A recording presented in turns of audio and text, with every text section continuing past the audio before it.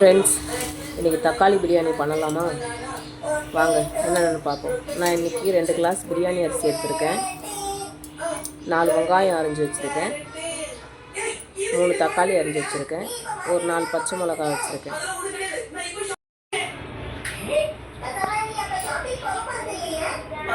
எண்ணெய் ஊற்றிக்கலாம்.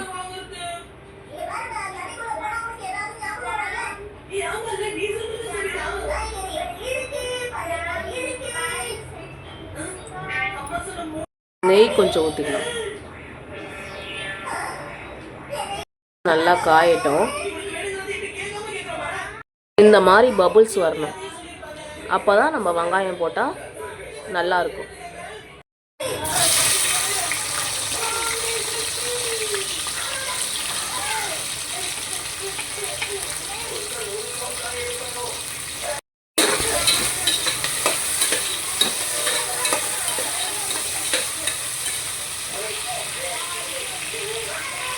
தக்காளி வீழ்ந்துருச்சு, அதை எடுத்துடுறேன். வெங்காயம் நல்லா வதங்கட்டும். இந்த டைமில் கொஞ்சோண்டு உப்பு போட்டுக்கலாம். உப்பு போட்டு கிண்டி விட்டுக்கலாம். பச்சை மிளகாய் 4 போட்டுக்கலாம். நான் சின்னதாக இருக்கிறதால 5 போட்டிருக்கேன். நீங்கள் பெருசாக இருந்துச்சுன்னா 4 போட்டுக்கலாம். தக்காளி போட்டுக்கலாம். தக்காளி நல்லா வதங்க விடுங்க. வதங்கட்டும்.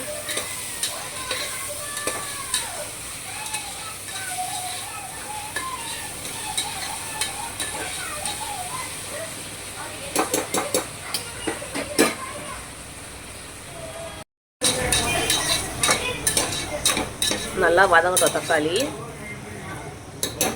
இப்போ வதங்கிடுச்சு. இந்த டைமில் ஒரு 2 துண்டு பட்டை, ஒரு பிரியாணி இலை ஒரு 2, கிராம்பு ஒரு 4, ஏலக்காய் ஒரு 3, இது போட்டு இது கூடவே கிண்டி விட்டுருங்க. நல்லா கலந்து விட்டுருங்க. நல்லா வதங்கட்டும். அந்த தக்காளி வெங்காயம்லாம் நல்லா வதங்கினா தான் தக்காளி சாதத்துக்கு நல்லாயிருக்கும். தக்காளி சாதம் சூப்பராக வரும். சரிங்களா?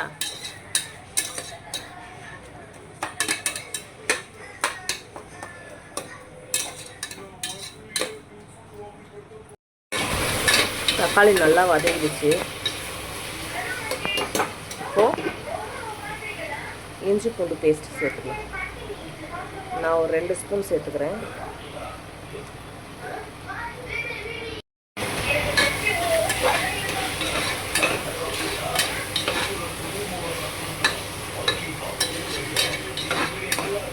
அது கலரும் போதே நல்லா வாசனை வரும். பிரியாணி ஸ்மெல்.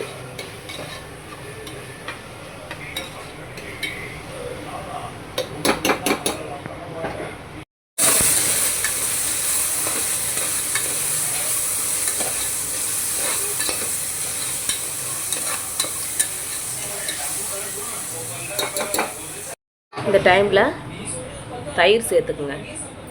ஒரு தயிர் ஒரு 2 ஸ்பூன் ஃப்ரெஷ்ஷான தயிராக சேர்த்துக்குங்க.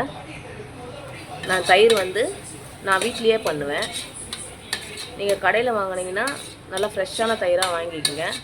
நான் வீட்லேயே பண்ண தயிர் எப்படின்னு சொல்லிட்டு நான் ஒரு வீடியோவில் போட்டிருக்கேன். நான் சேனலில் இருக்கோம், போய் பாருங்கள். சரிங்களா? தயிர் வீட்டில் சூப்பராக பண்ணலாம். நீங்கள் போய் பாருங்கள். வெறும் மிளகாத்தூள் போட்டிருக்கேங்க. வெறும் மிளகாத்தூள் நான் 1.5 ஸ்பூன் போட்டிருக்கேன். அப்புறம் தனியாத்தூள் ஒரு 2 ஸ்பூன் போட்டுக்கோங்க.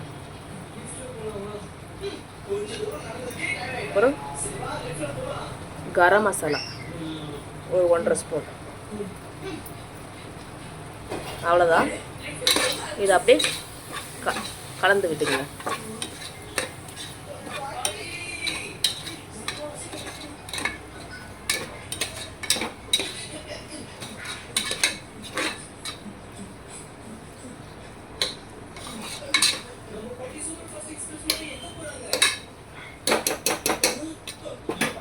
நல்லா வதங்கட்டும். எண்ணெய் திரிஞ்சு வரும். அந்த டைமில் நம்ம தண்ணி ஊற்றிக்கலாம்.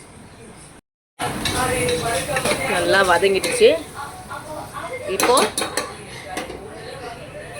நான் 2 கிளாஸ் பாஸ்மதி அரிசி எடுத்துருக்கேன். அதுக்கு 3.5 கிளாஸ் தண்ணி வச்சுருக்கேன். நீங்கள் எவ்வளோ கிளாஸ் அரிசி எடுத்துக்கிறீங்களோ அவ்வளோ அளந்து எடுத்துக்கோங்க தண்ணி.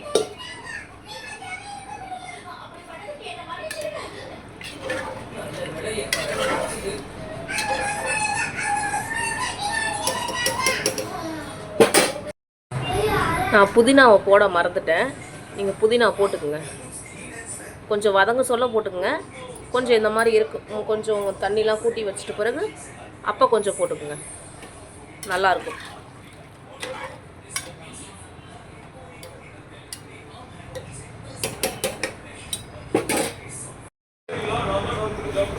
இந்த மாதிரி நுர கட்டும் இல்லைங்களா, அந்த டைமில் வந்து அரிசி சேர்த்துக்குங்க.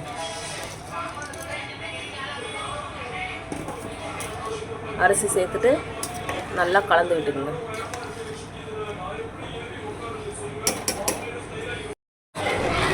நல்லா கலந்து விட்டுட்டு இந்த டைமில் உப்பு காரம் எல்லாம் கரெக்டாக இருக்கான்னு பார்த்துட்டு குக்கர் மூடி போட்டு மூடிட வேண்டியதுதான். ஒரு 2 விசில் வந்தோடனே ஆஃப் பண்ணிடலாம். குக்கர் போட்டு மூடிட்டு 2 விசில் வரட்டும்.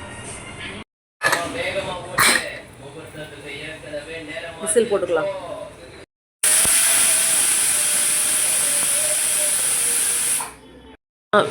அவள்தான், விசில் போயிடுச்சு, எடுத்துடலாம்.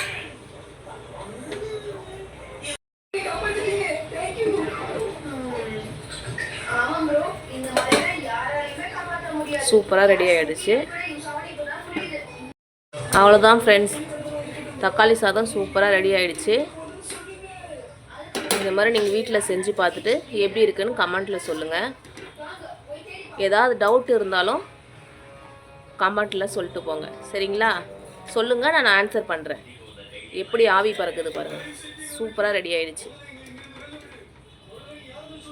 உதிரி உதிரியாக இருக்குது. அவ்வளோதான், சாப்பிட வேண்டியதுதான்.